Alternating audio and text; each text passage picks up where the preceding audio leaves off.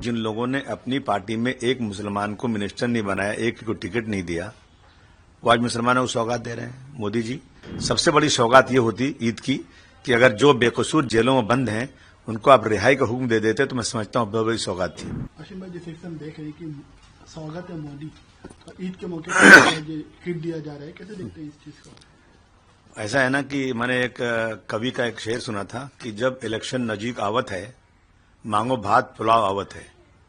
अब इलेक्शन आ रहा है बिहार का कहीं का, मतलब ऐसा है कि जिन लोगों ने अपनी पार्टी में एक मुसलमान को मिनिस्टर नहीं बनाया, एक को टिकट नहीं दिया, वो आज मुसलमानों को सौगात दे रहे हैं। मोदी जी, आपसे हम सिर्फ ये चाहते हैं कि भारतवर्ष का संविधान जो हक देता है हर जात हर धर्म के लोगों को वो अधिकार मिलना चाहिए। हमें किसी भी चीज की जरूरत नहीं है, नौकरी नहीं मिले चलेगा, हमारे साथ जो जुल्म ज्यादती हो रहे वो बंद हो जाना चाहिए।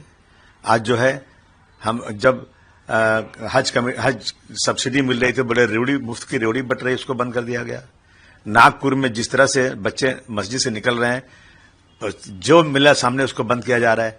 अरे ईमानदारी के साथ जो लोग गलत हैं उनको पकड़िए। ऐसी बहुत सारी चीजें हो रही देश में। सबसे बड़ी सौगात ये होती ईद की कि अगर जो बेकसूर जेलों में बंद हैं उनको आप रिहाई का हुक्म दे देते तो मैं समझता हूँ बहुत बड़ी सौगात थी। योगी आदित्यनाथ कह रहे हैं कि सबसे ज्यादा सुरक्षित जो है वो उत्तर प्रदेश का मुसलमानों के लिए। जिस प्रदेश में होली में मस्जिदों को ढकना पड़ जाए और ये कह दें लोग कि अगर आपको रंग से परहेज है तो घर में रहिए, नमाज घर में पढ़ लीजिए। अगर ये कह देते मोदी योगी साहब कि भाई जानबूझकर किसी को छेड़ो मत, रंग मत डालो, होली मनाओ, मुस्लिम भाई से कहते भाई अगर रंग पड़ जाए कभी तो नाराज मत होना, सब मिलजुल के रहो, तो एक अच्छी बात होती। आपने कह दिया कि अगर जो उनके मंत्री कहते हैं कि अगर उनको परहेज है रंग से तो वो जो है पर्दा कर लें तिरपाल का, टोपी पहन ले तिरपाल की, मतलब ये जलील करने वाली बातें हैं।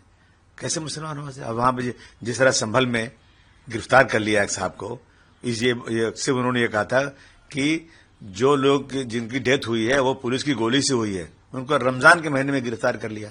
मतलब कोई कानून है नहीं, जिसका चाहो घर तोड़ दिया जाए, मुसलमानों का घर तबाह कर दिया जा रहा है। मैं समझता हूं कि इन चीजों को अगर मोदी जी करेंगे तो मैं समझूंगा कि कोई इंसाफ हो रहा है, वरना मैं समझता हूं कि मुंह में राम बगल में छुरी, वही किस्सा है। सौगातें मोदी भी जो है वो जगह दी जा रही है, किस तरीके से देखते हैं आप? अरे मोदी जी को सौगात देनी है, सुरक्षा की सौगात दें, सम्मान की सौगात दें, रोजगार की सौगात दें। मुसलमान को अगर सौगात देनी है तो असल सौगात ईद के ऊपर दें कि मैंने वक्फ बिल वापस ले लिया, ये मुसलमानों तुम्हारे लिए सौगात है, ये सौगात दें। क्या सौगात? एक किट से क्या भिखारी बना रहे हो? 32 लाख लोगों को किट बांध के आप मुसलमान को भिखारी बना रहे हो। भिखारी कह रहे हो कि आप देश के अंदर मुसलमान को गाली दे रहे हो ये किट दे करके कि मुसलमान भिखारी है, आपकी किट के बिना ईद नहीं बनेगी। ये कौन है तय करने वाले? भाई आपकी सड़क है, प्रॉपर्टी सरकार की है, तय करे सरकार।